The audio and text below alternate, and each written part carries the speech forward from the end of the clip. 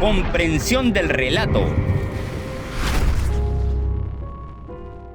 Contaremos un relato corto y al final haremos unas preguntas referente a él. Pero lo más interesante y divertido es que mientras se cuente el relato, haremos también preguntas aisladas al tema. ¿Están atentos? ¿Concentrados? Porque empezamos en 3, 2, 1. Amores de anteayer, por Mario Benedetti. En aquel luminoso otoño de 1944, Rodrigo Aznares recorrió virtualmente toda la República. Le hacía de secretario al doctor Montes, autor de un, según él, revolucionario plan de educación física que había decidido difundir por los 19 departamentos del país. También formaban parte de la expedición 7 esbeltas muchachas, alumnas de una especialidad más o menos gimnástica. Rodrigo era el encargado de hacerle a Montes el discurso básico, que luego el jefe modificaba de acuerdo a las características de cada población. También tomaba nota de las preguntas del público, a las que debía responder en la próxima coyuntura. 54 más 71.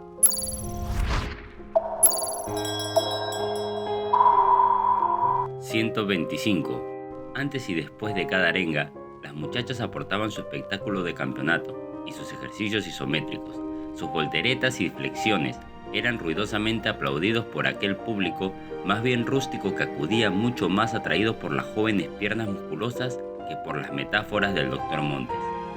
Después de la cena, todos, incluidos el jefe, concurrían al club local, que por lo general organizaba un bailongo en homenaje a la visita.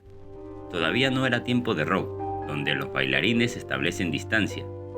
El tango, primera danza abrazada de la historia, y, por eso mismo, primer adoctrinamiento de lujuria, permitía instruirse sobre las cimas y las hondonadas del otro cuerpo.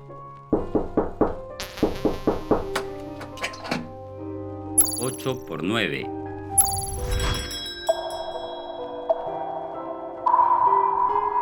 72. Para Rodrigo, ese era el codiciado salario de los viajes. Pero lo mejor era el regreso en el autobús que contrataba Montes.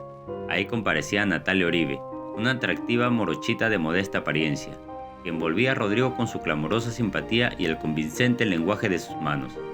Solo se besaban cuando el autobús quedaba a oscuras. El cruce de los túneles solía ser el momento más lúbrico. La llegada del invierno más implacable del siglo puso punto final a las giras profesionales del Dr. Montes. Rodrigo y Natalia, que se habían prometido otros azares, no se vieron más. Poco después, él supo que la muchacha se había trasladado a Canadá con su familia. Más de medio siglo después, el 15 de diciembre del 2000, Rodrigo se metió en un cine, más para disfrutar del aire acondicionado que por interés en la película. A su edad, el calor excesivo le hacía mal, le impedía respirar con normalidad. De pronto hubo un corte en la película y la sala se iluminó. No había mucha gente, a lo sumo 20 espectadores. 3 filas más adelante estaba, también sola, una vieja delgada pero erguida. Cuando se reanudó la película, la mujer abandonó su asiento y vino a sentarse junto a Rodrigo. 96 menos 43.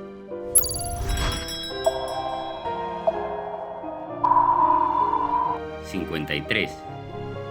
Sos Rodrigo Aznares, ¿verdad? Sí. Qué suerte, yo soy Natalia Oribe, ¿te acordás? Rodrigo abrió tremendos ojos, no lo podía creer. ¿Qué te parece si abandonamos este drama infame y nos metemos en un café? Al café fueron y consiguieron ubicarse en una suerte de reservado. Entre cerveza y cerveza les llevó un buen rato ponerse al día. Rodrigo, contador público, era viudo. Su único hijo, químico industrial, residía en Italia. Natalia, psicóloga ya retirada, se había casado 2 veces, una en Canadá con un aviador de Montreal, del que se separó a los 3 años, sin hijos mediante. Otra en Valparaíso, con un chileno profesor de filosofía, que 7 años después la dejó viuda y con una hija, que vivía en Murcia y le había dado 2 nietos. 324 entre 4.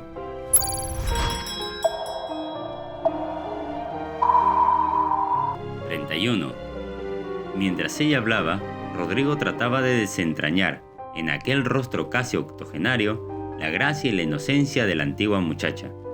Al menos la simpatía había sobrevivido y se lo dijo. «Vos sos más reconocible», comentó ella. «Tu sonrisa es la misma y me sigue gustando». «A estas alturas», dijo él, «ya no es uno el que sonríe, sino las arrugas». «¿Por cuánto andas?» 81. ¿Y vos? 79. No estamos tan mal, ¿verdad que no? ¿Te acordás de los viajes en autobús? Nunca los olvidé. Pero desapareciste. Enseguida nos fuimos a Canadá y no tenía tu dirección ni tu teléfono. Sobrevino un silencio, pero fue breve. Ella dejó su silla y fue a sentarse junto a Rodrigo. Luego, al igual que en aquel otoño del 44, apoyó su cabeza en el hombro reencontrado. «Natalia», dijo él. Ella siguió callada, pero por cierta vibración de aquel hombro viejito que era su apoyo, supo de antemano cuál iba a ser la continuación. «Natalia», repitió él, con voz vacilante y esperanzada. «¿Cuándo nos casamos?»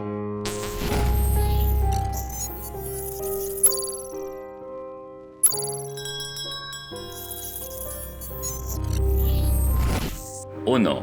¿Cómo se llamaba el doctor, autor de dicho plan de educación física?»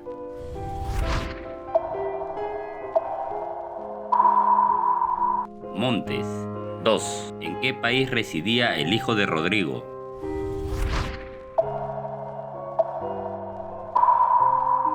En Italia. 3, ¿En qué ciudad fue el segundo casamiento de Natalia?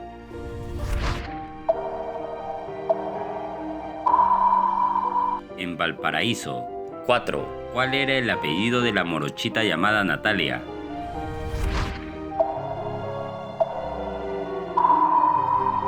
Uribe.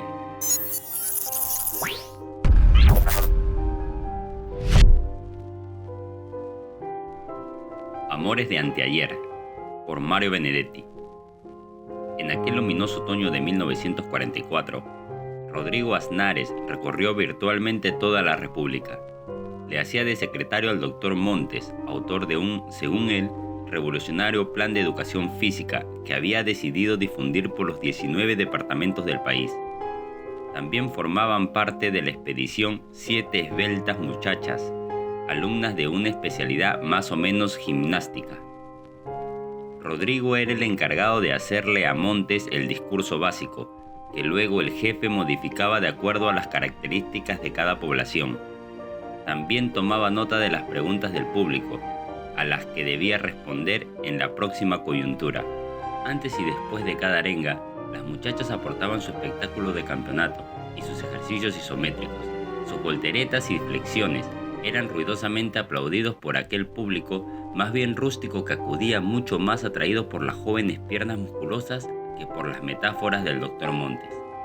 Después de la cena, todos, incluidos el jefe, concurrían al club local, que por lo general organizaba un bailongo en homenaje a la visita. Todavía no era tiempo de rock, donde los bailarines establecen distancia. El tango, primera danza abrazada de la historia, y, por eso mismo, primer adoctrinamiento de lujuria, permitía instruirse sobre las cimas y las hondonadas del otro cuerpo. Para Rodrigo, ese era el codiciado salario de los viajes. Pero lo mejor era el regreso en el autobús que contrataba Montes. Ahí comparecía Natalia Uribe, una atractiva morochita de modesta apariencia, que envolvía a Rodrigo con su clamorosa simpatía y el convincente lenguaje de sus manos. Solo se besaban cuando el autobús quedaba a oscuras. El cruce de los túneles solía ser el momento más lúbrico. La llegada del invierno más implacable del siglo puso punto final a las giras profesionales del Dr. Montes. Rodrigo y Natalia, que se habían prometido otros azares, no se vieron más. Poco después, él supo que la muchacha se había trasladado a Canadá con su familia. Más de medio siglo después, el 15 de diciembre del 2000, Rodrigo se metió en un cine, más para disfrutar del aire acondicionado que por interés en la película. A su edad, el calor excesivo le hacía mal, le impedía respirar con normalidad. De pronto hubo un corte en la película y la sala se iluminó. No había mucha gente, a lo sumo 20 espectadores.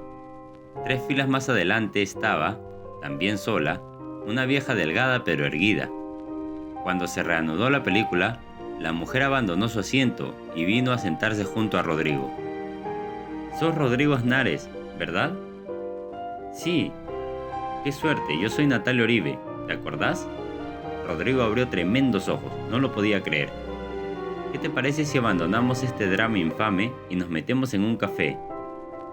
Al café fueron y consiguieron ubicarse en una suerte de reservado. Entre cerveza y cerveza les llevó un buen rato ponerse al día. Rodrigo, contador público, era viudo. Su único hijo, químico industrial, residía en Italia. Natalia, psicóloga ya retirada, se había casado 2 veces, una en Canadá con un aviador de Montreal, del que se separó a los 3 años, sin hijos mediante. Otra en Valparaíso, con un chileno profesor de filosofía, que 7 años después la dejó viuda y con una hija, que vivía en Murcia y le había dado 2 nietos. Mientras ella hablaba, Rodrigo trataba de desentrañar, en aquel rostro casi octogenario, la gracia y la inocencia de la antigua muchacha.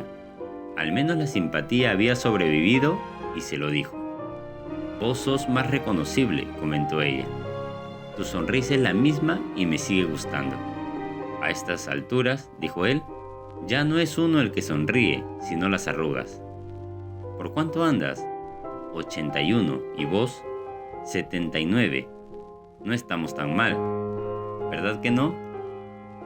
¿Te acordás de los viajes en autobús? Nunca los olvidé.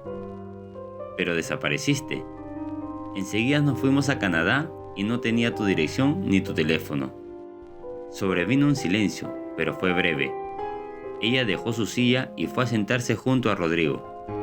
Luego, al igual que en aquel otoño del 44, apoyó su cabeza en el hombro reencontrado. «Natalia», dijo él. Ella siguió callada, pero por cierta vibración de aquel hombro viejito que era su apoyo, supo de antemano cuál iba a ser la continuación.